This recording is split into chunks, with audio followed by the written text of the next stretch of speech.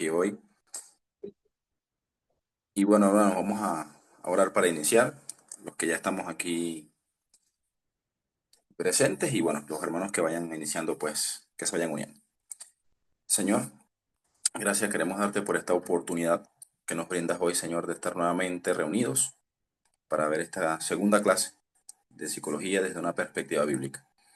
Pedimos, Padre, por favor, como lo hemos estado haciendo a lo largo de estos días, pidiéndote por este curso, que sea de edificación, que dé mucho provecho para cada uno de nosotros como tu siervo, Señor, en las diferentes áreas en las que nos podamos desenvolver. Padre, dale la gracia, como ya lo has hecho a nuestro hermano Omar, para dar la enseñanza esta noche, Señor, y que sea de mucha edificación y provecho para tu pueblo. Te pedimos estas cosas, Padre, en el nombre de Jesús. Amén. Hermano Omar, adelante. Ok, muchísimas gracias, Pastor Kenny. Saludos nuevamente a cada uno. Hermana Liliana, un gusto nuevamente compartir este espacio virtual. Eh, un placer de verdad para mí, como también poder concurrir con otros hermanos, algunos que no he tenido la oportunidad de conocer y que espero que a través de este curso no solamente podamos crear una relación maestro-estudiante. A mí no me gusta mucho, la verdad, soy bastante remiso a títulos como profesor y cosas semejantes.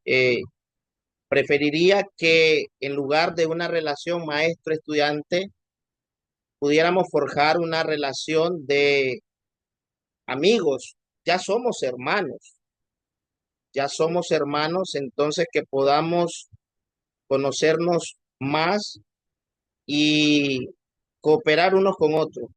Cada uno es bueno en distintos campos, cada uno se destaca en alguna área, entonces en lo que yo soy relativamente bueno, pues hermanos, acá me tienen, pueden escribirme y en lo que sea útil cuenten conmigo. Igual si yo puedo aprovechar los dones y talentos de los que el Señor les ha dotado, pues eh, me voy a abocar con cualquiera de ustedes.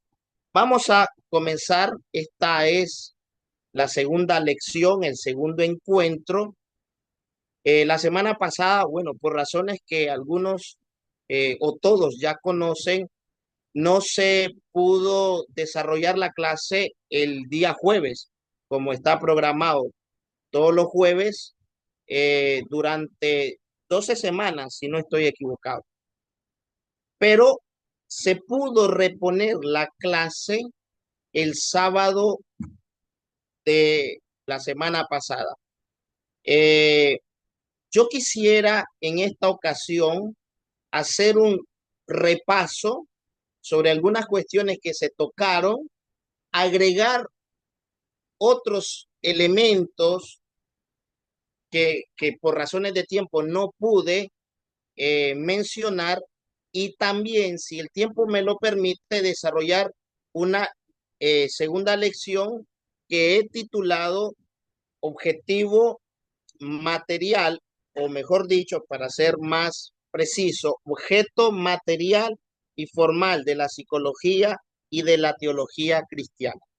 Ok, voy a compartir pantalla y en esta oportunidad lo voy a hacer dos veces. Primero eh, quiero desarrollar algunas cuestiones a modo de repaso y también, como he mencionado, agregar elementos no vistos por razones de tiempo en la primer clase. De esta diapositiva que ya voy a poner en cuanto termine la clase a disposición de todos.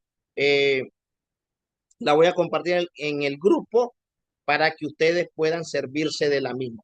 En la clase 1 se ha procurado estudiar la psicología como una ciencia. Miren, hermanos, la psicología se puede abordar desde distintas perspectivas. Psicología es el nombre de una carrera que requiere más o menos 5 años de estudios universitarios. Todo bachiller en ciencias y letras puede estudiar la carrera de psicología, al menos en las universidades privadas, porque en las universidades públicas va a depender si logra ganarse un cupo para poder estudiar como primera opción, digamos, si esa es su primera opción, la carrera de psicología. Psicología, por otra parte, es el nombre de un campo del saber, de una disciplina científica que se ocupa de la conducta humana. Ya veremos que hay otras disciplinas que también se ocupan de la conducta humana, no solamente la psicología. Y finalmente, psicología hace referencia a una serie, un conjunto de complejos procesos que tienen su sede, o sea, que tienen lugar en el aparato psíquico. Procesos como la atención, la memoria, el lenguaje, la inteligencia, la conciencia, los afectos, la motivación, la sensopercepción, los trastornos mentales o psicopatologías eh, y un largo, etcétera. En cada uno de estos casos estamos hablando de una y de la misma psicología. No son tres tipos de psicología, es la misma psicología. Concurren entre sí. Simplemente que se puede apreciar la psicología desde distintos puntos de vista. En este curso yo me quiero enfocar en la psicología como campo del saber, como campo del saber, aunque suene tautológico, como campo del saber científico, ¿ya? Pero esto no quiere decir que voy a dejar de lado los otros aspectos, como es la psicología en tanto carrera universitaria o la psicología en tanto a ese conjunto de procesos mentales, porque prácticamente se trata de lo mismo. Claro que no todos para saber de psicología tienen que ir a la universidad, no todos tienen que obtener un grado de licenciatura en psicología. De hecho, la psicología está al alcance de todos. Y como mencionaba en la primera clase, y permítanme nuevamente tomar el título de una famosa obra de Archie Sproul y hacerle un ligero cambio, podría yo decir, sin temor a equivocarme, que todos en alguna manera somos psicólogos. Aunque a ustedes, los que no están tan familiarizados con el campo de la psicología, puedan ponerlo en duda o puedan quizás preguntarse, pero ¿cómo así yo soy psicólogo, pero si no sé nada de psicología?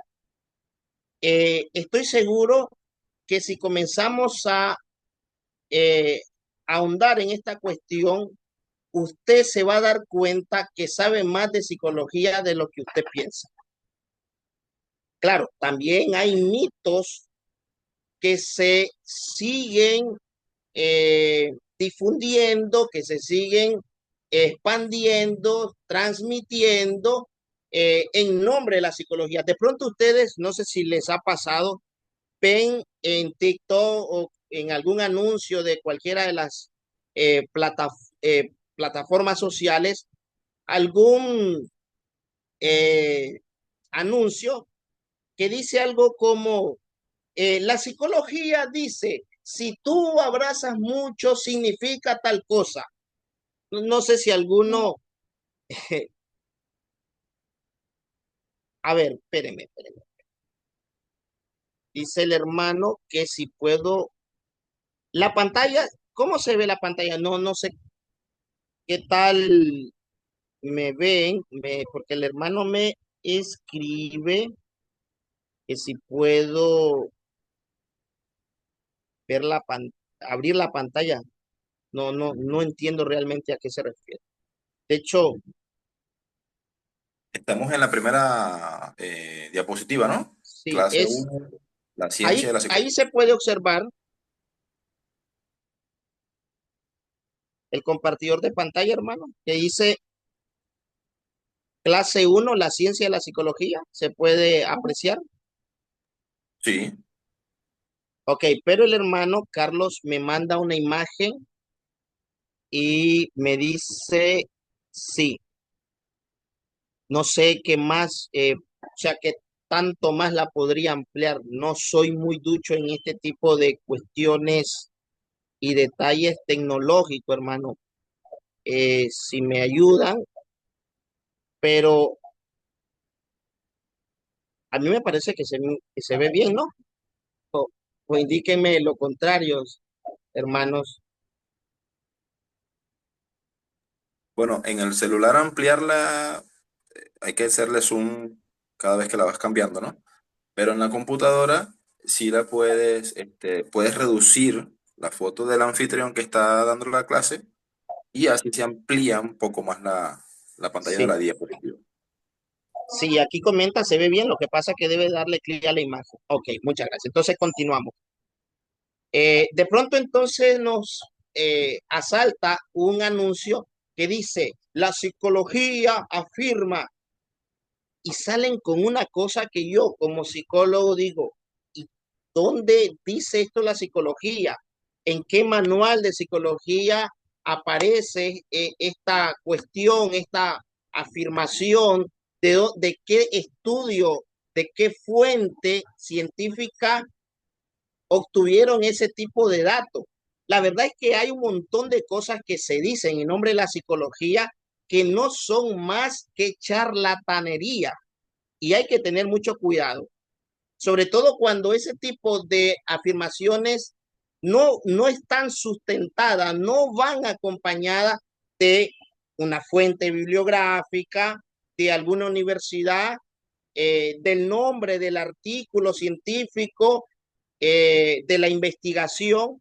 Entonces, no se dejen embaucar por tales mentiras. La psicología, hermanos, es una ciencia. Es una ciencia, ¿por qué? Porque aplica el método científico. Es una ciencia que se adscribe dentro de lo que se conoce como ciencias sociales. Ustedes saben que las distintas disciplinas científicas están agrupadas según el objeto material de estudio. Ya vamos a hablar un poco sobre el objeto material de estudio de cada ciencia, de cada saber. Entonces, tenemos, por ejemplo, las llamadas ciencias naturales, como la biología, como la química, como la astronomía, que tienen que ver con cuestiones de la naturaleza, con un estudio particular de la naturaleza, como es el caso de la biología, no se ocupa de toda la naturaleza, sino concretamente de los seres vivos, por ejemplo. Eh, También tenemos otra clasificación donde se agrupan ciertas disciplinas que comparten el objeto material de estudio. Y en este caso me refiero a las llamadas ciencias sociales. Ahí está la psicología, la sociología, ahí está la antropología. eh, y estas disciplinas se caracterizan debido a su propia naturaleza por aplicar el método científico como toda ciencia, claro está, pero eh, con menor exactitud en los resultados que en el caso de muchas de las llamadas ciencias naturales, que también a veces se les conocen como ciencia exacta. De hecho, respecto a esto último sobre las llamadas ciencias exactas, lo cierto es que son muy pocas las ciencias exactas. Ciencias exactas como la matemática, y de pronto ha salido un matemático que ha demostrado que la matemática no es tan exacta como parece. Pero aún concediendo que existen algunas ciencias exactas, lo cierto es que la mayoría no lo son. Menciono esto porque no falta quien argumente en contra de la psicología o de su carácter científico, aduciendo eh, cuestiones como la psicología no es una ciencia porque no es exacta. Pero a ver, yo conozco un montón de ciencias y todos reconocemos muchas ciencias que no son exactas, como la meteorología. La meteorología es una ciencia y no me pueden decir que es una ciencia exacta. De hecho, yo constantemente consulto el pronóstico del tiempo y me habla de probabilidades, 70% de probabilidad de lluvia, 80% de probabilidad de lluvia, y de pronto no llueve, porque uno a veces forja sus planes según el pronóstico del tiempo. Hay que hacer, eso está bien, lo que no está permitido es hacerlo como lo hacían muchos antes, según lo que decía Walter Mercado en su famoso programa. Entonces había gente que ah, emprendía un negocio, iniciaba una relación o la terminaba porque decía Virgo, Libra. Entonces, que eso no tiene nada de científico, por supuesto. La meteorología es una ciencia, pero no es una ciencia exacta. La historia es una ciencia, pero no es una ciencia exacta. La arqueología es una ciencia, pero no es una ciencia exacta.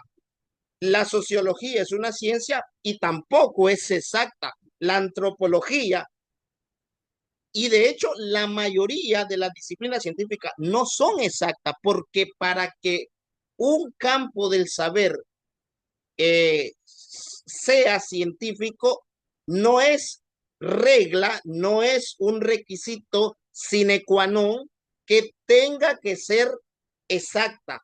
No, porque entonces, ¿cuántas disciplinas nos quedarían?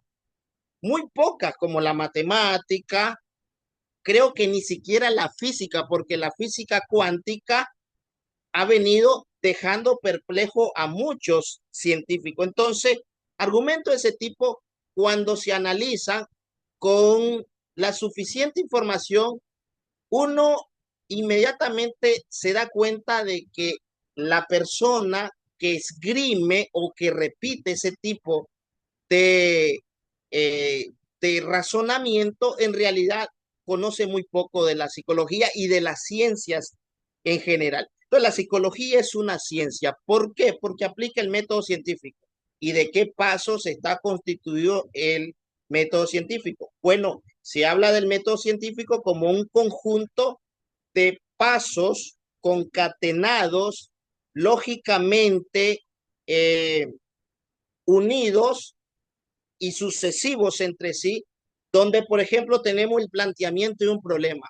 Y voy a ilustrarlo con un caso bíblico. Moisés ve que la zarza está ardiendo.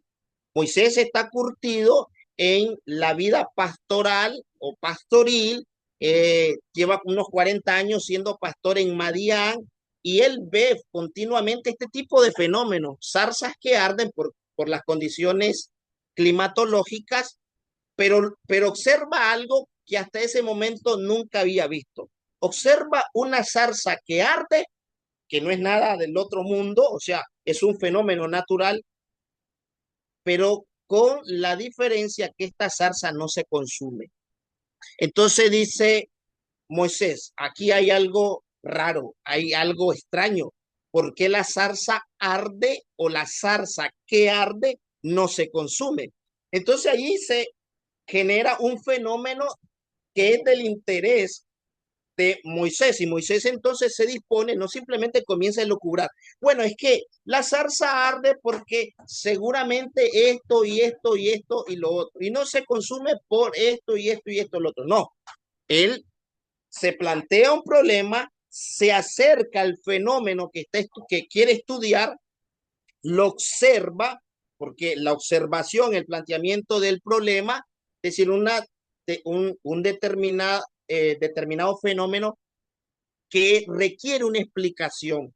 Entonces, nos formulamos, nos planteamos un problema, y problema se ocupa en este contexto en el ámbito de la ciencia, de la metodología de la investigación. Entonces, eh, tenemos un planteamiento de problema, tenemos que el investigador observa por sí mismo el fenómeno si es susceptible de observación directa. En este caso, Moisés lo puede observar directamente y luego se plantean hipótesis. Bueno, es que la zarza arde y no se consume por esta razón o por esta otra, etcétera, etcétera. Y ya que cada una de estas hipótesis constituyen una explicación tentativa, es decir, no es una explicación definitiva, pero intentan brindar una explicación racional de ese fenómeno y así sucesivamente. Entonces, la psicología es una ciencia porque aplica el método científico. Ojo, que no todas las ciencias utilizan el método en el mismo orden, ni todos los elementos porque el método científico no es como una horma, como las hormas de los zapatos, que hay que metérsela a la fuerza a cada disciplina, no, sino que se adapta según la naturaleza de cada campo del saber. Entonces, la psicología es una ciencia porque aplica el método científico, aunque dada su naturaleza es falible, no es una ciencia exacta como muchísimas otras ciencias y sin embargo es una ciencia muy útil. Eh, Además de esto, hermanos, hay muchos campos a los que, o ámbitos de aplicación a los que se dedica el psicólogo. Eh, Muchos creen que el psicólogo se dedica exclusivamente a tratar trastornos mentales. De hecho, cuando normalmente pensamos en un psicólogo, y ustedes pueden hacer el ejercicio, piensen, imagínense un psicólogo, se van a imaginar muy probablemente a un psicólogo clínico, es decir, a un psicólogo que está entrevistando, eh, está con en su escritorio, está dialogando con un paciente, el paciente le está hablando de sus problemas o del motivo de consulta, la razón por la que acudió a buscar su servicio y le está hablando de ciertos problemas que le han sobrevenido y el psicólogo está ahí tomando sutilmente nota, observando muy cuidadosamente todos sus movimientos, lo que llamamos lenguaje corporal y todo eso, con su bata blanca, ¿verdad? Que probablemente esa es la imagen que se le viene a la mente cuando hablamos de un psicólogo, o por lo menos es la más popular. El psicólogo es uno que trata trastornos mentales y eso no es cierto, ese es otro mito. Ciertamente los psicólogos podemos tratar asuntos que competen a la psicopatología, pero son aquellos psicólogos que tienen formación en psicopatología, es decir, psicólogos que se especializan en la psicopatología. Y asimismo vamos a encontrar que el psicólogo se puede dedicar, según su campo de especialización, a distintos ámbitos de aplicación. Por ejemplo, está el psicólogo forense, está el psicólogo clínico, que es el que trata los trastornos mentales, hace una evaluación para determinar si eh, el relato del paciente o del cliente es consecuente con una psicopatología, si hay un síndrome, si se reúnen los criterios necesarios y suficientes para diagnosticar un trastorno mental, qué sé yo, un trastorno por agorafobia, por ejemplo. Entonces, ciertamente que hay muchos psicólogos que se dedican al campo de la psicología clínica, pero hay otros que son psicólogos escolares, trabajan eh, en los centros o casas de estudio para que para tratar las distintas problemáticas que se dan entre estudiantes, como ustedes saben, toda interacción humana va a generar distintos conflictos, porque cada uno tiene un punto de vista, una percepción de la realidad, es un propio sistema de creencias, una forma de procesar la información y todo eso genera muchas veces conflictos, niños peleando, algunos que saben manejar emociones como la ira, otros que ante el embargo de la ira reaccionan con violencia y entonces el psicólogo escolar se ocupa de cuestiones como esta. Hay otros psicólogos que se van a ocupar eh, de, del, en el ámbito de la psicología forense, o sea, se van a dedicar a aplicar la psicología, pero en un campo forense o judicial. Hay otros que se dedican a la psicología laboral. Por ejemplo, muchas empresas contratan un psicólogo, también administradores de empresas, pero yo opino que el psicólogo es el profesional más idóneo, ya que éste puede aplicar test psicométrico. ¿Y qué hace un psicólogo laboral? Bueno, el psicólogo laboral se ocupa de la selección, contratación de personal, o sea, entrevista a los posibles, a los candidatos a una plaza, elabora el perfil de esa vacante, convoca, hace una convocatoria para que un conjunto de personas puedan postularse a ese cargo, los entrevista, aplica test y finalmente elige al candidato más idóneo o los candidatos más idóneos. Entonces, hay muchos ámbitos de aplicación de la psicología, de modo que eh, sería bueno que desde ya, si no es el caso, eh, desde ya, o quiero decir, por el contrario, si es el caso, que hermanos, ustedes comenzaran a tener una noción más clara de lo que hace un psicólogo. El psicólogo se puede dedicar a muchos campos, se puede especializar en distintas ramas. Claro, yo, por ejemplo, no tengo formación, qué sé yo, en la psicología deportiva, en la psicología, hay varios campos de la psicología en las que yo, muchos campos, porque son aproximadamente 54 ramas en las que está dividida la psicología y yo no los manejo todo. Entonces es un error pensar que si soy psicólogo debo de saber todo de psicología. No, miren, en el caso de la medicina es análogo. Eh, un estudiante de medicina se egresa como médico general y como su nombre lo indica, sabe generalidades sobre el tema de salud, sobre el cuerpo humano, cómo funciona, medicamentos, etcétera, etcétera. Pero si él quiere conocer a fondo y dedicarse al tema, al estudio del corazón, entonces tiene que sacar una especialidad en cardiología. Si quiere dedicarse por completo al tratamiento o a la atención de niños, pues tiene que estudiar una especialidad en pediatría. Así mismo pasa con la psicología.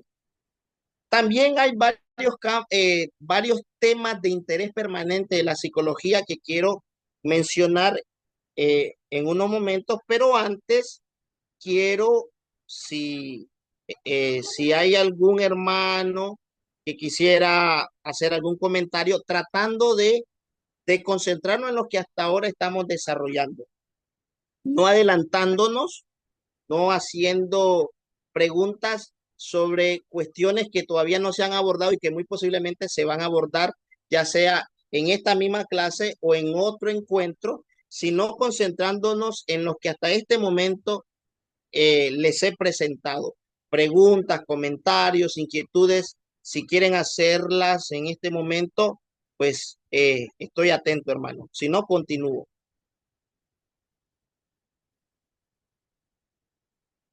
Tampoco es obligación que hagan preguntas, ¿verdad? No se sienta. Eh, Preferiría que la hicieran de manera audible porque yo casi no me detengo a leer los mensajes.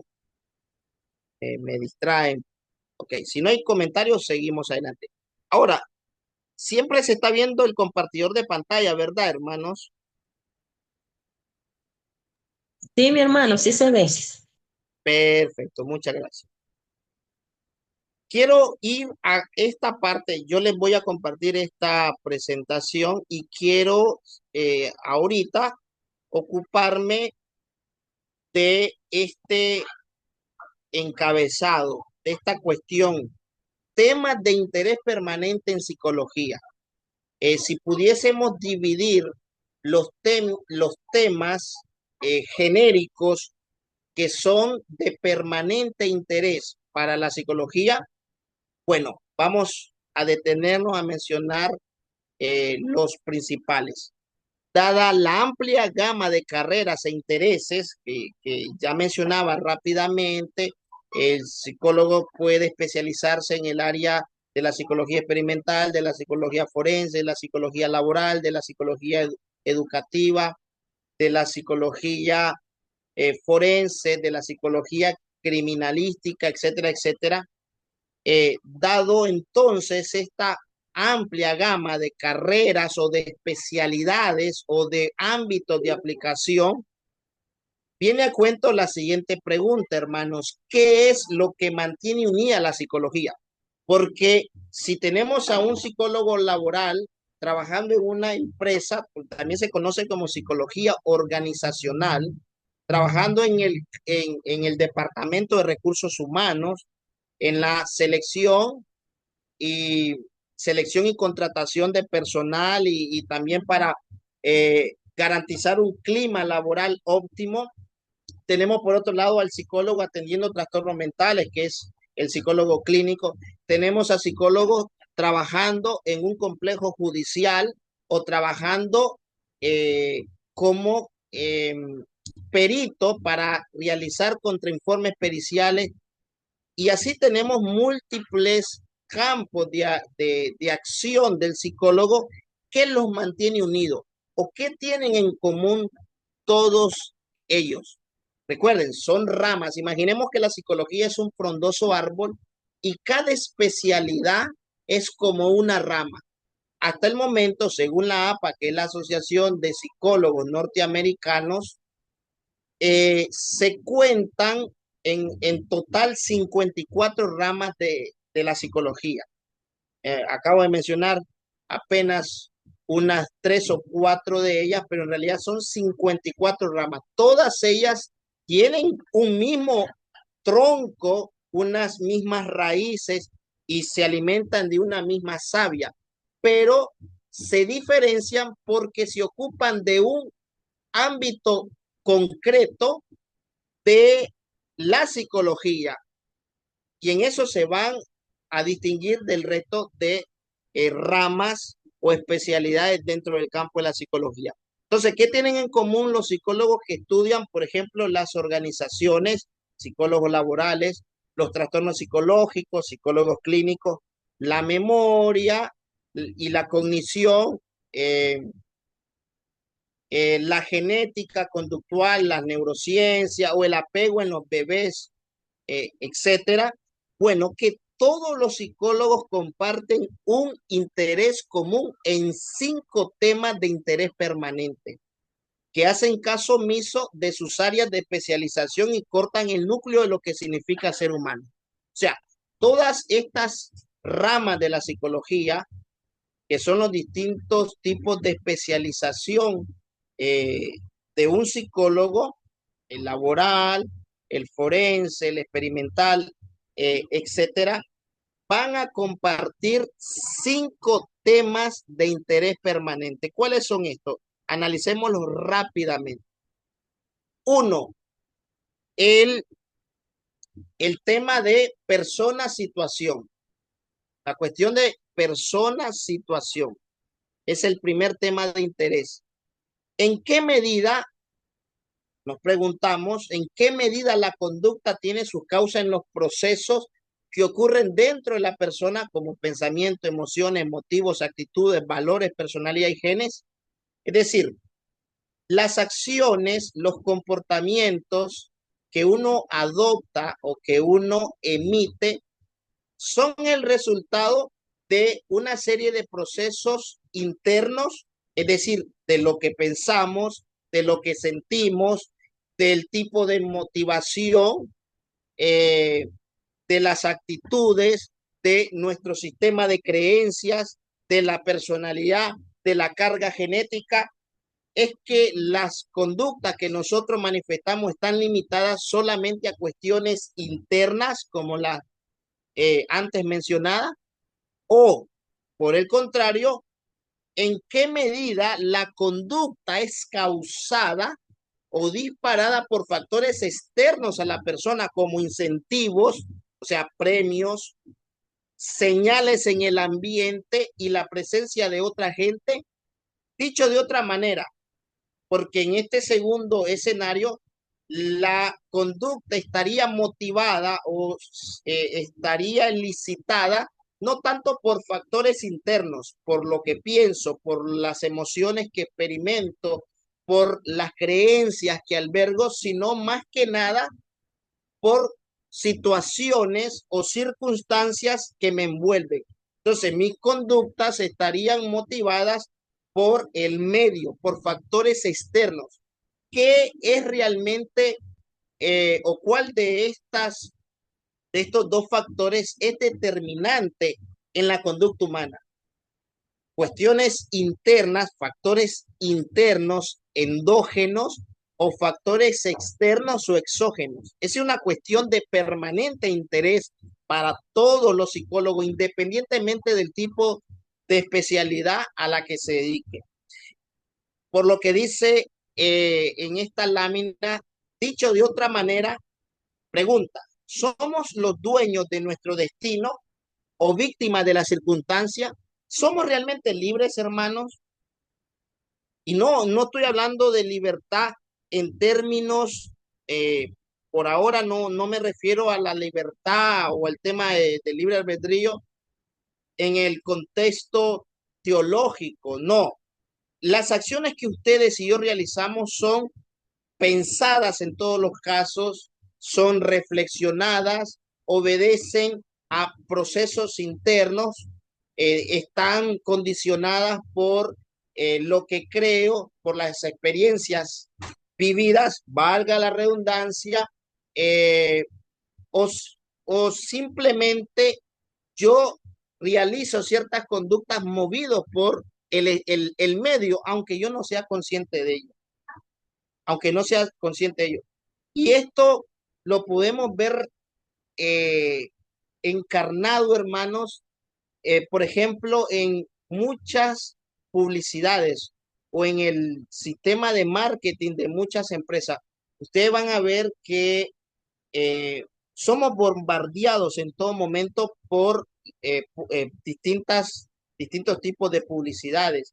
Y entonces, si se quiere publicitar bebidas alcohólicas, qué sé yo, se pone una mujer eh, en bikini que le lleva una cerveza a un señor que está en la playa y cosas por el estilo. Todas esas cuestiones, esas imágenes, ese tipo de anuncio es intencional, está bien pensado porque se sabe que muchas de las cosas que hacemos o de las decisiones que tomamos están influenciadas por lo que vemos, por lo que oímos. Pasa en el caso de los jóvenes que si tiene una gran admiración y fruición por un Cristiano Ronaldo y de pronto Cristiano Ronaldo se utiliza un corte de cabello diferente del que ha venido usando, entonces los que se identifican con Cristiano Ronaldo van a comenzar a emularlo, van a comenzar, si los padres se lo permiten, a resurarse, a cortarse el cabello como su modelo, en este caso como Cristiano Ronaldo. Entonces hay que ver si realmente nosotros elegimos libremente o hay ciertas condicionantes que realmente limitan el número de elecciones posibles. O sea, no somos tan libres como parecemos, sino que estaríamos más que nada limitados a una serie de posibilidades que están a su vez condicionadas a factores internos y factores externos. Pero hay un gran debate. ¿Qué es lo que prima? ¿Qué es lo que ejerce mayor peso, mayor influencia? ¿Los factores internos o los factores externos? La genética o el ambiente es uno de los tales casos.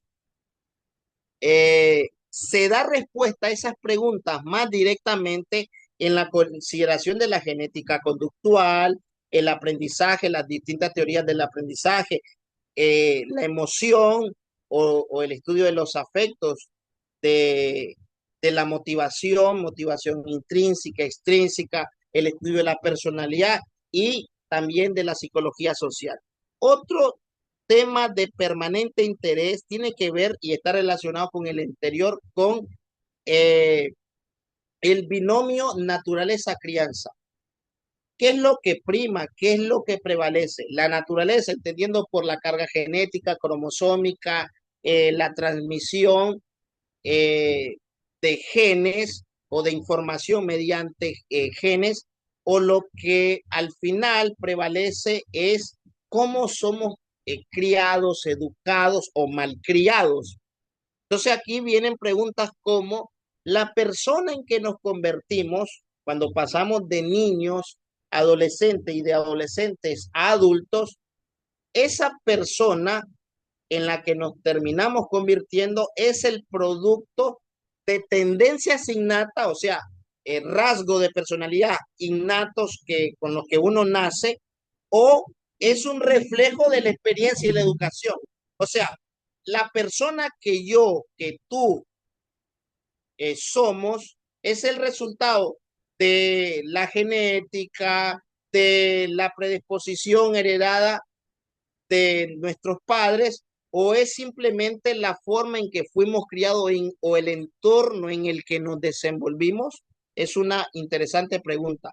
Este es el famoso debate naturaleza versus o frente a crianza.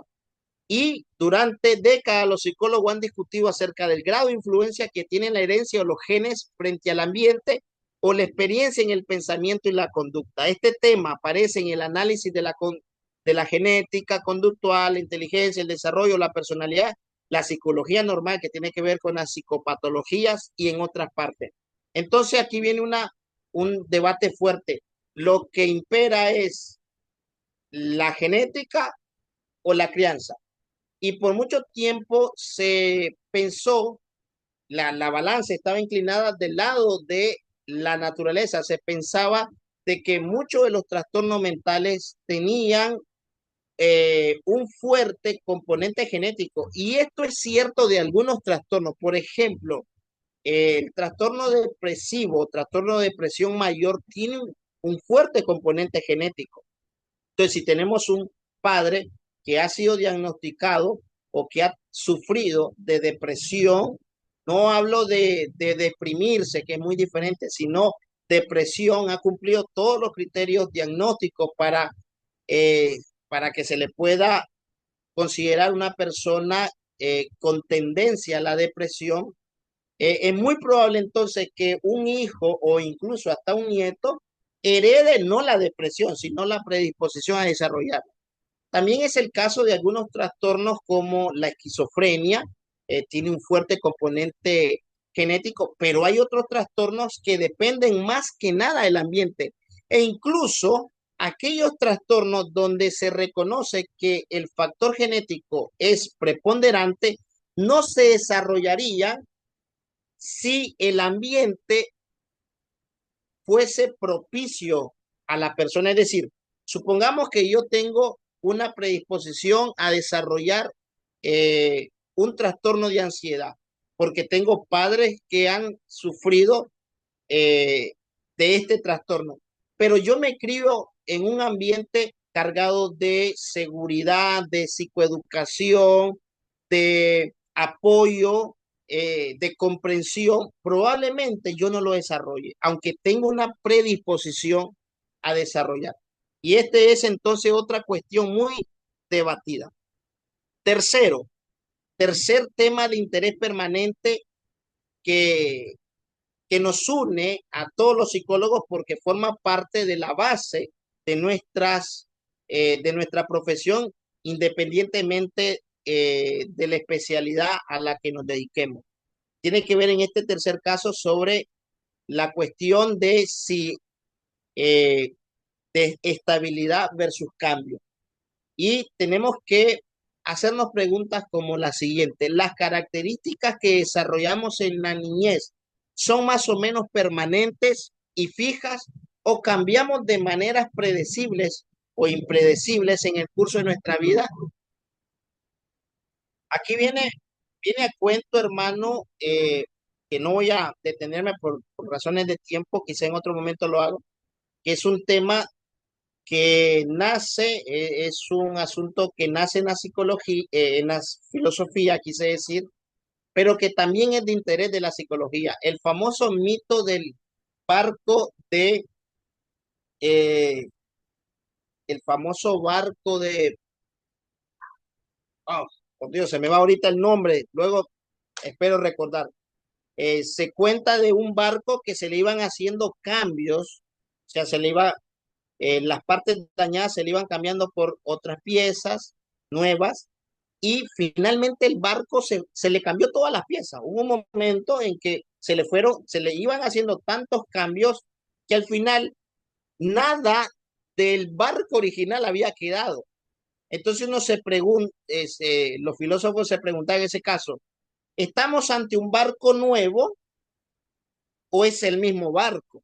Y esta cuestión presentada a través de ese mito tiene que ver con la personalidad. Por ejemplo, el niño que yo un día fui, la niña o el niño que un día ustedes fueron, sigue siendo la misma persona que son hoy.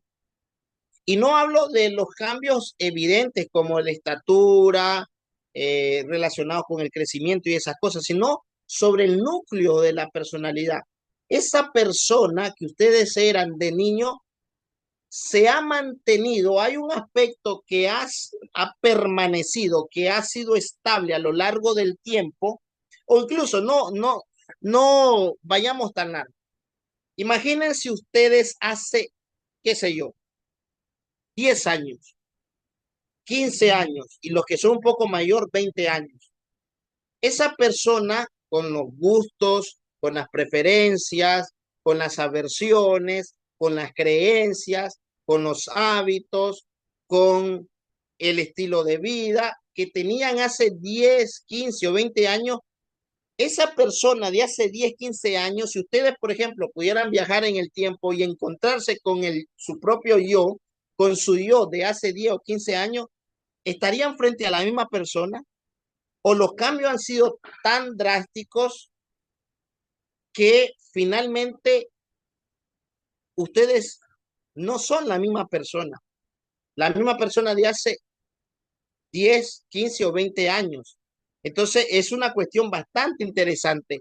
Y aquí viene la pregunta, ¿es el niño padre del hombre? O sea, el niño es finalmente el padre del hombre que será, ¿o es posible enseñar nuevos trucos a un perro viejo? Algunos dicen, bueno, la personalidad es inflexible, es refractaria al cambio. Lo que yo soy, el núcleo de lo que yo soy, mi yo, mi personalidad, esa no cambia. Lo cierto es que si cambiamos a lo largo de la vida, yo recuerdo, hermanos, no sé si a usted le pasa, que hoy he adoptado hábitos que antes no tenía, no solo no los practicaba, sino que no tenía el menor interés o los rechazaba de plano. Comidas que antes yo rechazaba, hoy me gustan mucho, pero también yo reconozco que hay cosas en Omar que siguen siendo distintivas. Es decir, por ejemplo, el Omar dicharachero, el Omar combativo, peleonero, esas cosas no han cambiado. Entonces, ¿qué es lo que cambia y qué es lo que permanece? Es una cuestión bastante interesante. Eh, es el yo un constructo cognoscitivo, es decir, un personaje ficticio que creamos para mantener un sentido de continuidad interna ante las experiencias variadas y en ocasiones predecibles. Bueno, esa es una cuestión también que es de permanente interés para los psicólogos. Una cuarta tiene que ver con el tema de la diversidad versus la universalidad. Entonces aquí las preguntas son las siguientes. ¿En qué medida cada persona es en ciertos aspectos A, igual a toda la gente? B, parecida a algunas personas. C, diferente a todas las personas. Le voy a plantear esa pregunta como algo personal. Ustedes piensen que esa pregunta se las estoy haciendo a ustedes, que son hechas exclusivamente para ustedes. Entonces yo les pregunto, ¿en qué medida, hermana Iliana, Gerald y demás hermanos, en qué medida tú eres en ciertos aspectos A, igual a todos los demás? O sea, ¿qué es lo que tienes en común con toda la raza humana? ¿Qué tienes en común con Omar? ¿Qué tienes en común con tu vecino, con tu prójimo, con todas las personas? Por otra parte, eh, ¿en qué te pareces? Primero, ¿en qué eres igual? Segundo, ¿en qué te pareces a algunas personas? Y tercero, ¿en qué eres diferente? ¿Qué te hace parecido a otros? ¿Qué te hace igual a otros? Y finalmente, ¿de qué modo te distingues? ¿En qué eres diferente? Porque eres una persona y decimos en psicología que todo individuo es único e irrepetible, un ejemplar.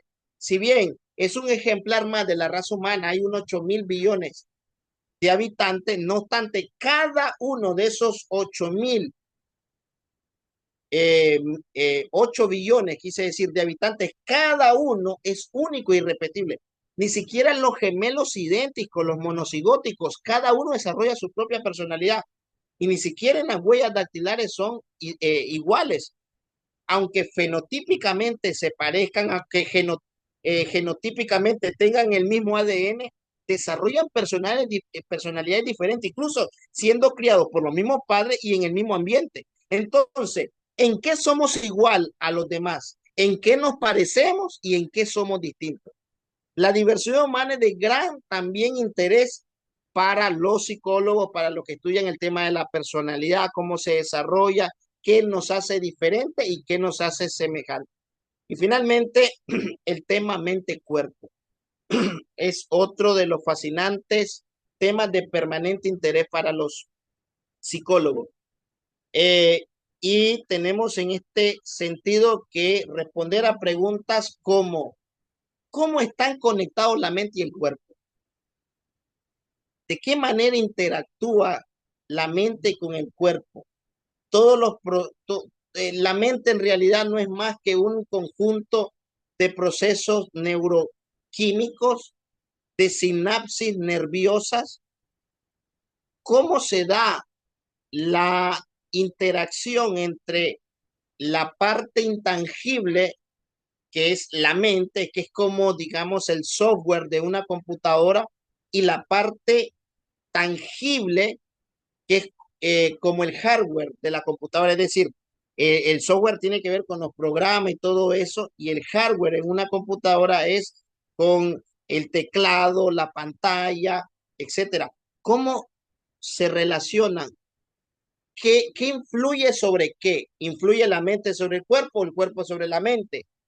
¿La influencia es recíproca o es unilateral? A muchos psicólogos les fascina la relación entre lo que experimentamos como los pensamientos y los sentimientos y los procesos biológicos como la actividad del sistema nervioso central. Y esos son entonces, hermanos, los 5 grandes temas de interés permanente que unifica a todos los psicólogos y a todas las ramas de la psicología que forman parte de un mismo árbol llamado psicología. ¿Alguna pregunta o comentario, hermanos?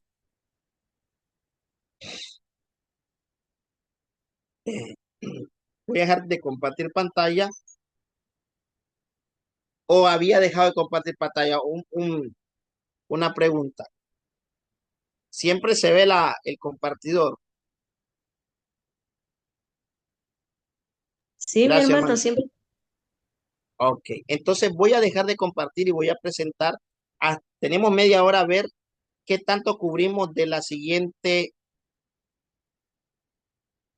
me salí de la siguiente lección, que es la lección de hoy, porque lo que hemos visto hasta ahora es repaso y a la misma vez parte del contenido que no pude desarrollar la semana pasada. La lección corresponde al día de hoy. Tengo media hora para ver si la puedo desarrollar, pero no sé si hay algún comentario, pregunta, inquietud que quieran manifestar o seguimos adelante.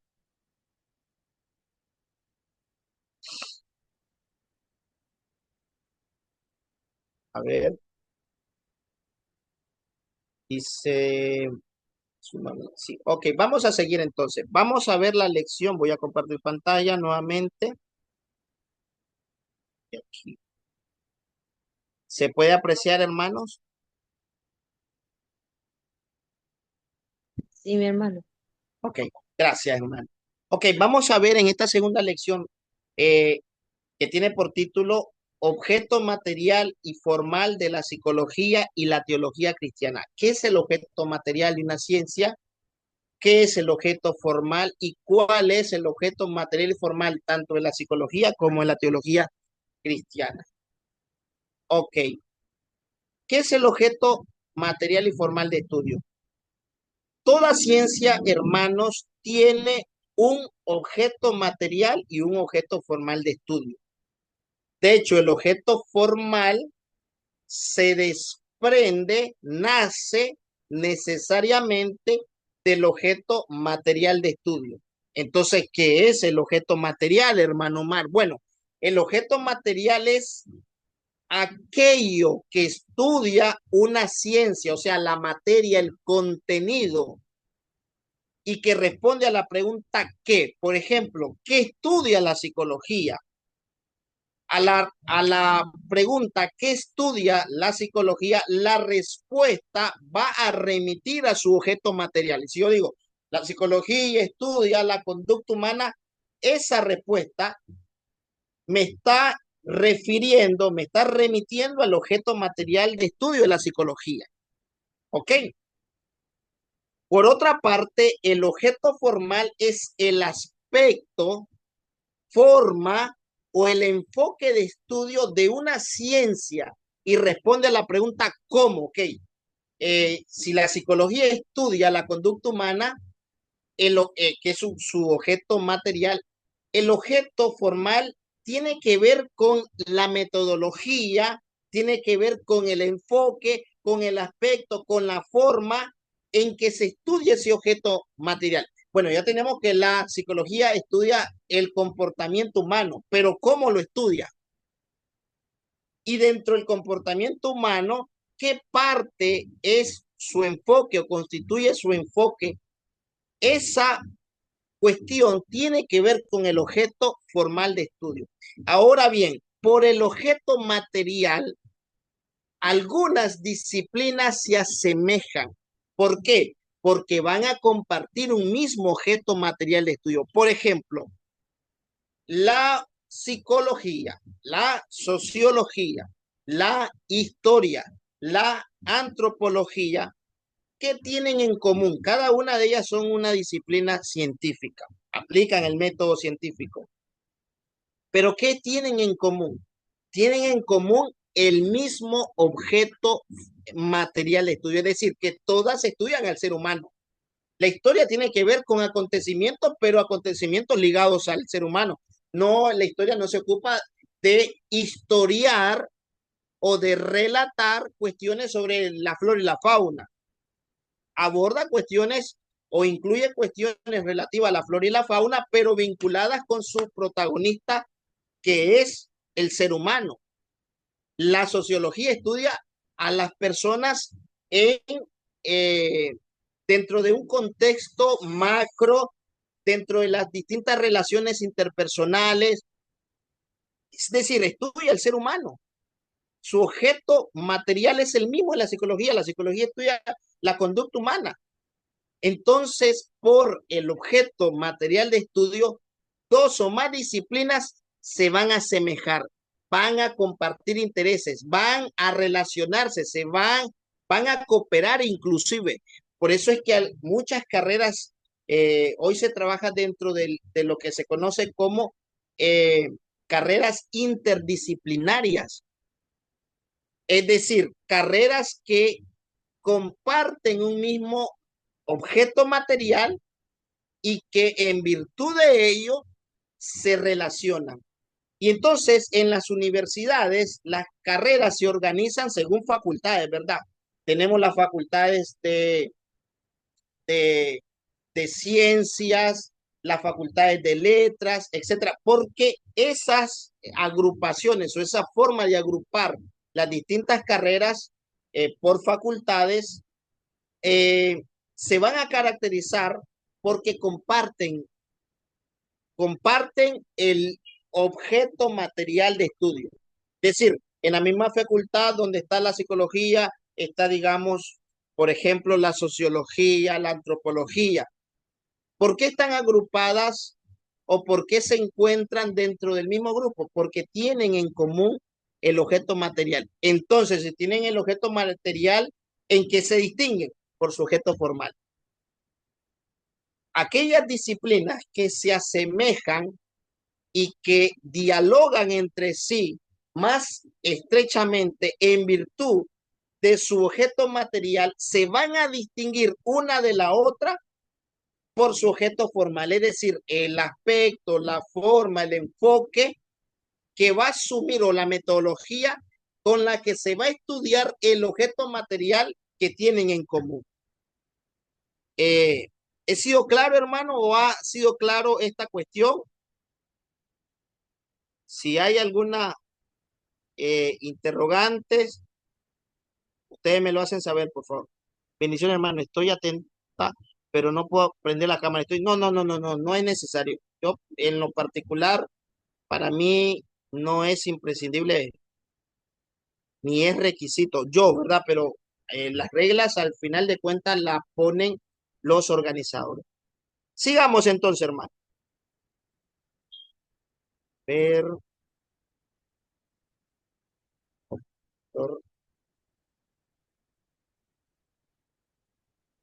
déjenme.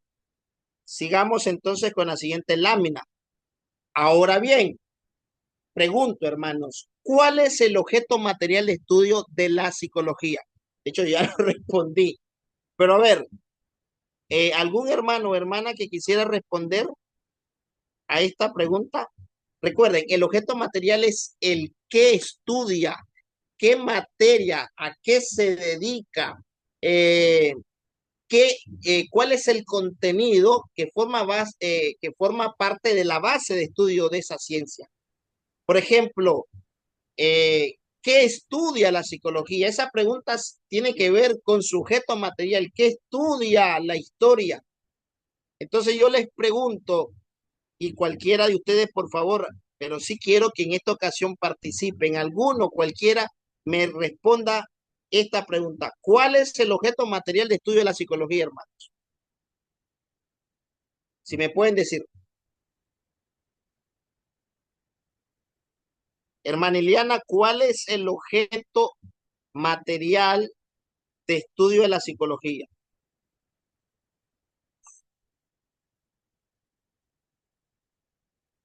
Sin temor a equivocarnos, que eso es parte del aprendizaje. Hermano, el hombre. El hombre, el ser humano, claro que sí. La psicología estudia al ser humano. Ahí está. Ese es el objeto. Claro, yo pudiera brindar una explicación más pormenorizada, pero no es necesario. En resumen, en síntesis, el objeto material de estudio de la psicología es el ser humano. Algunos dicen, pero es que la psicología estudia el comportamiento de los animales. Sí es cierto, porque, por ejemplo, para experimentar, eh, para hacer ciertos experimentos que no se pueden realizar con seres humanos porque es antiético, entonces se utilizan animales porque compartimos recuerden que pertenecemos al mismo reino, el reino animal, nosotros somos animales racionales. Eh, pero realmente la psicología se ocupa esencialmente del ser humano. Si hay algún psicólogo que se ocupa del comportamiento de algún animal tiene que ver con el ser humano al final de cuentas, es decir, estudió el comportamiento de las aves y de los ratones como hizo B.F. Skinner porque estaba pensando no en cómo actúan las ratas. De pronto amanecí con el interés de saber cómo es el comportamiento social de las ratas o cómo es el comportamiento social de las aves o cómo aprenden. No, Skinner lo hizo pensando en el ser humano. Entonces, al final de cuentas, aun cuando algunos psicólogos experimentan con animales, el objeto material de estudio es el hombre, el ser humano. Es el ser humano. Entonces, la respuesta es esa, hermano. Ahora pregunto, esta es otra pregunta. ¿Cuál es el objeto material de estudio de la teología cristiana? Digo cristiana porque hay teología musulmana, budista, judía, concretamente cristiana. ¿Cuál es su objeto material de estudio? Es decir, recuerden, para que se les facilite el aprendizaje, ¿qué estudiar? Utilicen el qué y pregunten entonces, ¿qué estudia la teología cristiana? ¿Algún hermano que quiera participar? Si no, le pregunto directamente, pero preferiría que voluntariamente alguno hiciese tomar la palabra y responder sin miedo a cometer errores, hermano. ¿Algún hermano? Si no, yo le voy a preguntar. Si Gerald, si puedes, porque Gerald, yo creo que estaba en su trabajo. Gerald es amigo mío, muy cercano, vive en mi misma ciudad, conocemos. No sé si estás en tu trabajo, Gerald, yo sé que me estás escuchando, pero si puedes responder a esta pregunta, con palabras breves, sin extendernos mucho. ¿Cuál es el objeto material de estudio de la teología cristiana? Y si no, Gerald, pues le pregunto a otro. Bueno, sí, estoy en el trabajo, pero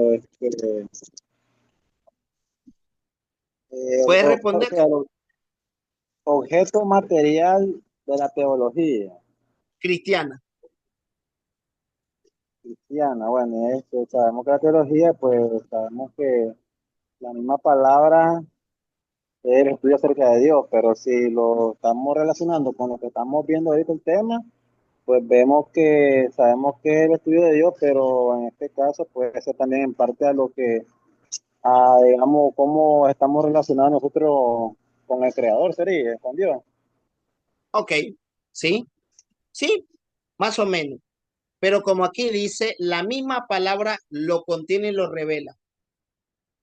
Teo, la palabra teología es un término compuesto como muchos que hay en nuestro idioma español que tienen procedencia griega, procedencia latina, etcétera.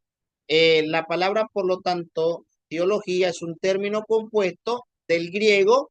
Tenemos teo, que significa Dios, y logoi, el sufijo logoi, que vamos a encontrar en muchas disciplinas, filología, psicología, eh, qué sé yo, cardiología, etcétera, etcétera. Ese sufijo significa estudio, tratado, discurso, etcétera. Entonces, la teología, pero cristiana, porque, bueno, si solo dijera, ¿cuál es el objeto de estudio, cuál es el objeto material de la teología? La respuesta sería simple, Dios. Pero cuando hablo de teología cristiana me refiero a un tipo de teología concreta. Entonces, en este caso la respuesta sería, el objeto material de estudio de la teología cristiana es el Dios o es Dios a la luz de la Sagrada Escritura, el Dios divinamente revelado en el Antiguo y Nuevo Testamento, que es un Dios diferente, el Dios del Islam, o el Dios del Corán, es un Dios diferente del Dios del libro de Mormón, es un Dios diferente de eh, el- las otras religiones. Entonces, ya tenemos hasta el momento el objeto material de estudio de la psicología, que es el ser humano, y de la teología, que es Dios. Y entonces esto nos lleva a la siguiente cuestión. a la siguiente pregunta. Si el objeto material de estudio de la psicología es el hombre, la criatura, y el objeto material de estudio de la teología cristiana es el Dios revelado en la Sagrada Escritura, el Creador, entonces la psicología y la teología cristiana no comparten ningún interés, porque mirábamos, ¿se acuerdan que hay disciplinas que son compatibles o que se asemejan y dialogan entre sí en virtud de su mismo objeto material? O sea, tienen el mismo objeto material. Por ejemplo, la psicología se beneficia de la sociología y de la antropología, y la antropología y la sociología se benefician de los descubrimientos que hace la psicología. ¿Por qué? Porque son carreras o disciplinas, valga la redundancia, interdisciplinarias o multidisciplinarias. Entonces, si no comparten el mismo objeto material, porque uno es el hombre y en el otro caso es el Dios revelado en la Sagrada Escritura, entonces la psicología y la teología cristiana no comparten ningún interés. Yo pido una respuesta breve, una respuesta cerrada primero, sí, no, y luego que justifique brevemente. Hermano Kenny, para usted, con un sí o con un no, según crea conveniente, y luego justificando su respuesta, eh, la pregunta es, ¿la psicología y la teología cristiana no comparten ningún interés, hermano, sí o no, y por qué?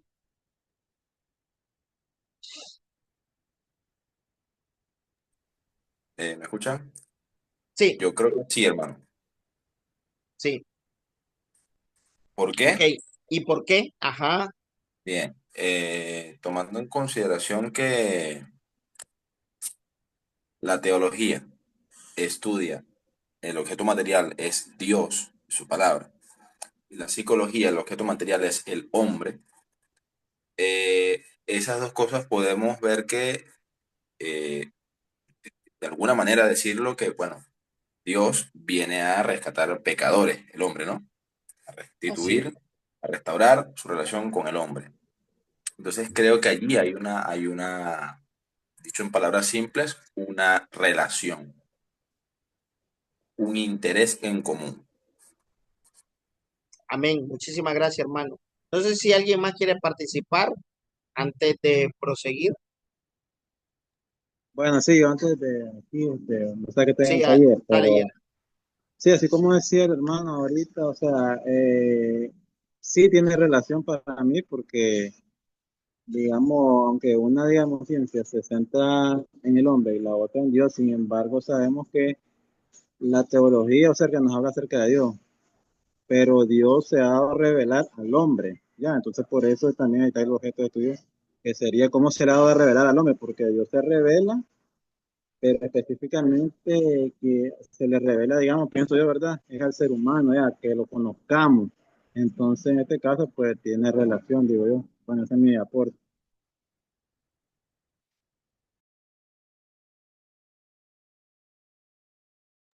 Perdón, estaba muteado. Te decía que gracias, Gerald. Y hermano Jairo,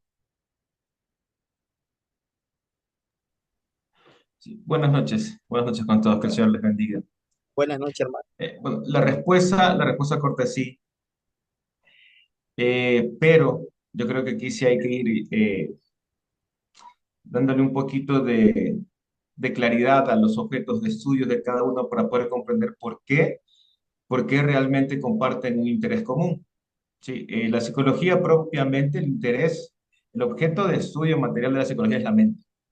Sí, el ser humano es la antropología, entonces en la psicología es la mente humana como tal y por ende pues el comportamiento. Entonces la psicología, ¿qué hace? Está tratando de entender por qué el ser humano se comporta de una u otra forma y de dónde viene su comportamiento. Y al ser el objeto de estudio de la teología cristiana, estudiar al Dios revelado en las Sagradas Escrituras, ahí vamos a encontrar una contraposición del origen del comportamiento humano. Entonces, nosotros tenemos dentro del mundo cristiano, dentro de la perspectiva cristiana, nosotros sabemos que todos los problemas radican de un solo lugar, tienen un solo origen. Y de ahí vienen, pues bueno, muchos debates entre teólogos y cristianos, unos aborrecen a la psicología, dicen que no existimos los psicólogos cristianos, nos tratan mal, pero es justamente ¿Usted es por eso. psicólogo, hermano? Disculpe. Estoy terminando mi carrera y trabajo en psicología de emergencia, soy paramédico. Qué bueno, colega. Entonces, sí, gracias, muy amable. Entonces, yo creo que ese punto es indispensable tanto para los hermanos que puedan ellos sentirse en paz cuando busquen la ayuda de un psicólogo, obviamente que sea cristiano, y segundo, bueno, que puedan también defender esa parte cuando de pronto, pues en ciertas opiniones o en ciertas reuniones, pues a veces salen estos comentarios. Entonces, el punto es que los dos intentan, bueno, la Biblia no intenta, la Biblia lo asevera. La psicología todavía está buscando respuestas de por qué nos comportamos así. Pero el punto en el que los dos convergen sería ese, entender por qué somos así y cuál sería la forma de corregirnos. La psicología tiene sus técnicas y la teología, bueno, tiene su respuesta fundamentada en Jesucristo. Excelente, hermano. Muchísimas gracias. Sí, yo rápidamente diría que una cosa que tienen en común es que aunque la psicología es humanista, como toda disciplina, toda la disciplina, no se asuste, toda disciplina es humanista, bueno, salvo aquellas que, qué sé yo, la física, que no estudia al ser humano, pero estudia el comportamiento de los, qué sé yo, de la gravedad y todo eso, y del comportamiento cuántico, lo estudia siempre con vista al hombre, porque al final los grandes descubrimientos se hacen para mejorar la calidad de la vida del ser humano. Pero la gran mayoría de las ciencias son humanistas, y en este caso la psicología no es la excepción, es antropocéntrica, tiene como centro al hombre, mientras que la teología cristiana es teocéntrica, tiene por centro a Dios.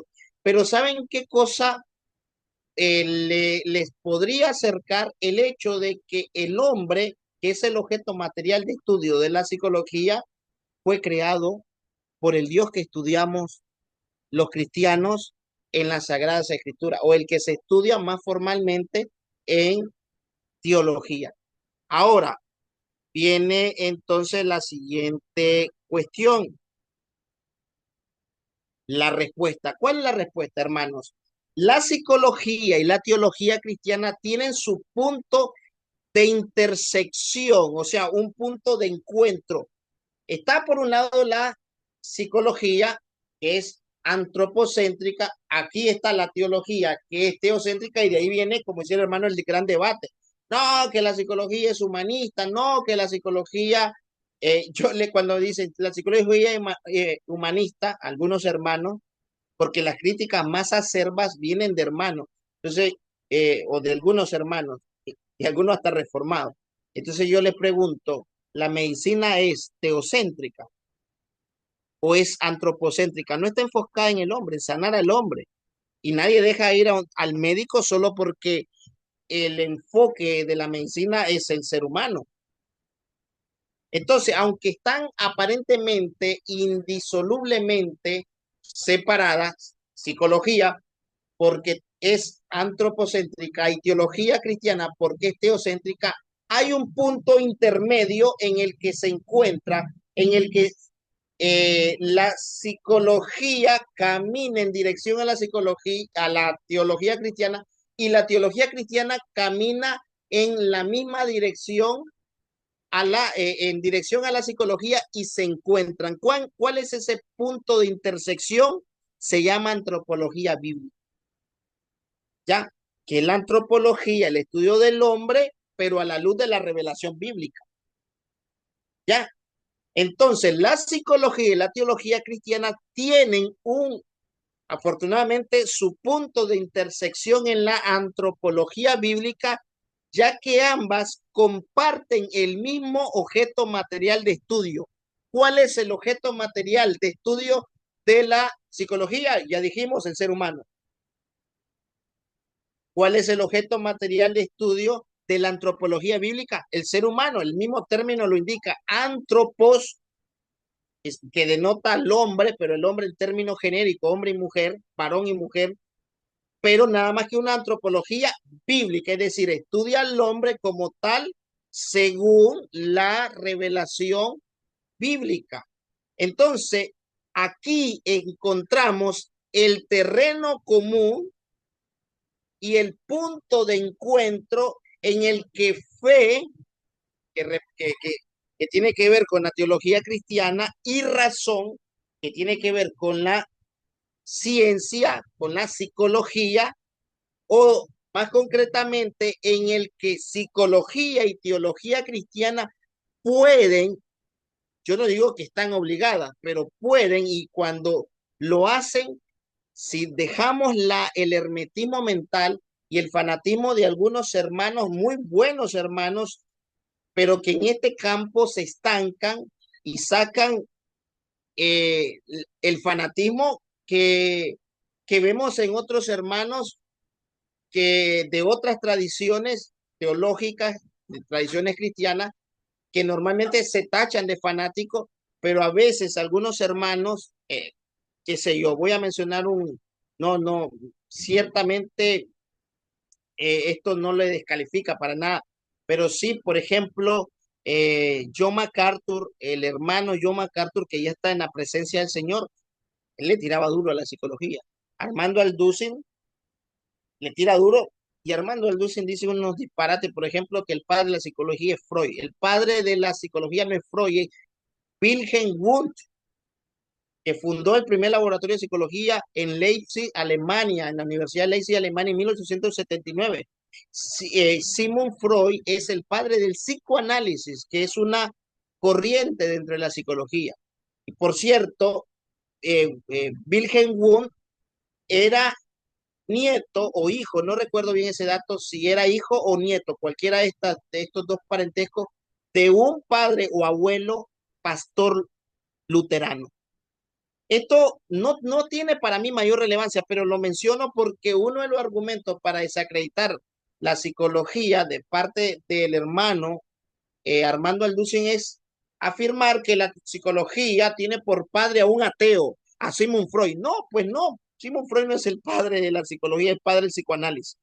Entonces, en cuanto a a la antropología bíblica, que es una rama de la teología cristiana, este es el punto de intersección en el que la teología y la psicología pueden dialogar amistosamente sin tratar de, no, yo tengo la razón. Cada una tiene la razón en su propio campo y cooperar entre sí. Yo lo voy a decir hasta que se me demuestre lo contrario o hasta que Dios me haga, si Dios me llegara a convencer de lo contrario, pero yo creo que un pastor, y me enfoco en el pastor porque es el que lidera una iglesia, si un pastor, además de tener una sólida preparación teológica, de ser un lector asiduo de la escritura, de ser un hombre de Dios, además tiene una formación en psicología, qué sé yo, estudia la carrera de psicología o al menos estudia, qué sé yo, las cuestiones más básicas de la psicología o un año de psicología o saca cursos sobre psicología, yo creo que su ministerio puede llegar a ser más eficiente. Pero bueno, tampoco considero que si un pastor rechaza tajantemente la psicología, es un mal pastor. No, yo creo que se pierde de los beneficios que le puede aportar la psicología, pero está en todo su derecho. Y bueno, ya para ir terminando, creo que no vamos a terminar. Las últimas láminas las vamos a ver entonces. Vamos a comenzar donde quedemos. Y esta última lámina que quiero desarrollar tiene como encabezado la siguiente pregunta. Ahora bien, ¿cuál es el objeto formal de la psicología y la antropología bíblica? Ya miramos que el objeto material de la psicología es el ser humano. El objeto formal es, o sea, bajo qué forma o cuál es el enfoque de estudio de la psicología. Bueno, el objeto formal es el siguiente. Es el ser humano, sí, el ser humano como lo estudia la antropología, sí, el ser humano como lo estudia la sociología, sí, el ser humano como lo estudia incluso la antropología bíblica, pero es el ser humano en cuanto sujeto dotado de procesos cognitivos complejos y de patrones conductuales. Es el objeto formal. Y es lo que aludía el hermano, colega, es decir, que se enfoca en los procesos cognitivos, memoria, atención, lenguaje, aprendizaje, inteligencia, etcétera, etcétera. Es el objeto formal. Estudia al ser humano, sí, pero ¿bajo qué aspecto, bajo qué forma? Bueno, lo estudia como sujeto dotado de procesos mentales complejos y de patrones conductuales, o lo que se le llaman conductas encubiertas, aquellas que tienen lugar en, en a nivel mental o psíquico, y aquellas conductas que se llaman manifiestas, que se pueden medir, que se pueden observar directamente, a diferencia de la conducta encubierta que se pueden conocer, pero a través de ciertos instrumentos, no directamente como las conductas manifiestas. Me pareció escuchar a alguien que, no sé si fue que, no sé si alguien dijo algo. Sí, si este es el objeto formal de la psicología, veamos ya para terminar el objeto formal de la antropología bíblica. Y el objeto formal de estudio es el ser humano. Ah, igual, estudia el ser humano como la psicología, sí, pero bajo otro aspecto. ¿Cómo lo estudia? Estudia el ser humano en cuanto criatura creada a la imagen de Dios, culpable en Adán, o sea, criatura caída y redimida en Cristo. Entonces ahí vemos en qué van a coincidir objeto material, ambas estudian el ser humano, y en qué se van a diferenciar. Una lo estudia simplemente a nivel de los procesos mentales y patrones conductuales, y otra bajo el aspecto de criatura creada a la imagen de y caído en Adán y redimido en el Señor Jesucristo. Aquí vamos a terminar, hermano. Voy a dejar de compartir pantalla y no sé si para concluir hay algunos comentarios finales que ustedes quisieran hacer, alguna pregunta sobre lo visto, pero y los comentarios tratando de hacerlo lo más breve posible por razones de tiempo, para no robarles más tiempo del que ya llevo 2 minutos que le voy robando a ustedes. Estamos 2 minutos por encima de la hora eh, fijada para concluir la clase. No sé si algún comentario final que quieran hacer, si no, nos despedimos.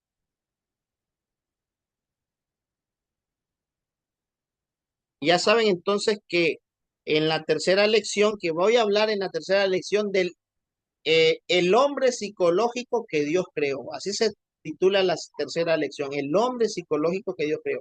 Pero vamos a, lo primero que haremos, si Dios lo permite, es terminar en donde quedamos. ¿Ok? Así que, hermanos, parece que no hay comentario. Hermano Kenny, hermano Carlos, que son, no sé si son los dos únicos responsables de este curso, pero bueno, son los que yo veo que están acá. Me parece que no estuvo presente un hermano que la semana pasada, hermano, eh, yo percibí que era parte de los organizadores. Entonces, hermano, de esta manera termino mi participación. Muchísimas gracias, hermano. Bueno, mis hermanos, damos gracias al Señor por esta clase. Gracias a nuestro hermano Omar por su disposición para compartir con nosotros tan importante tema. De verdad que estoy Hermano Kenny, disculpe, muy no sé, contento. hermano Kenny, perdón, no sé si será mi audio, pero yo le escucho con dificultad. Confirmen los demás hermanos para ¿Ahora saber se si escucha mejor? ahorita sí, hermano, ahorita sí. Ah, perfecto, perfecto. No, que particularmente, hermano, gustoso, contento con esta clase. Tema sumamente interesante. Eh, Lamentablemente siempre me encontraba con personas que satanizaban la psicología y eso, pero aquí hemos ido viendo que no es así, que es muy interesante. Y gracias por la aclaratoria, hermano, en donde se une la psicología con la teología. Así que bueno, hermano, vamos a darle gracias al Señor por esta segunda clase, esperando que podamos estar nuevamente en la tercera, seguir compartiendo. Y bueno, vamos a orar para ya entonces ser despedidos. Señor, gracias queremos darte porque nos has permitido, Padre, ver esta segunda clase. Gracias, Señor, por el conocimiento que nos has impartido través de tu palabra y de nuestro hermano Omar, que esto nos está enseñando, Señor, a comprender un poco mejor el hombre desde el punto de vista antropológico, psicológico, de cómo atender estas situaciones en nuestras diferentes congregaciones, Señor, y a los hermanos que se nos puedan acercar, que tengan inconvenientes de este tipo. Te pedimos, Padre, que en esta área también podamos ser usados para tu gloria. Gracias, Señor, te damos por esta segunda clase, Señor, y te pedimos que pues sigas abriendo caminos y nos permita, Señor, seguirnos reuniendo en la tercera y las clases que sean necesarias. Bendice a cada uno de los hermanos presentes, Señor. Te pedimos estas cosas, Padre, en el nombre de Jesús. Amén. Bueno, mis hermanos,